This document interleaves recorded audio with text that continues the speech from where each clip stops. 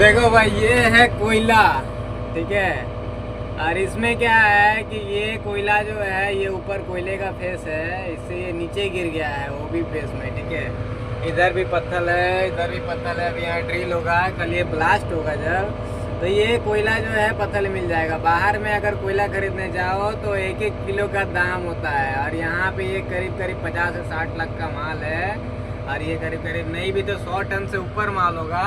और ये जो है पूरा ओबी में चला जाएगा, बर्बाद हो जाएगा। कभी कभी तो अफसोस होता है, भैया सोचते हैं कि हमें ही दे दो ये कोयला तो हम लोग बेच के करोड़पति हो जाए, लेकिन क्या करोगे भाई, यही तो हाल है। इतना ये सारा ओबी में चला जाएगा, इतना माल ये बर्बाद हो जाएगा।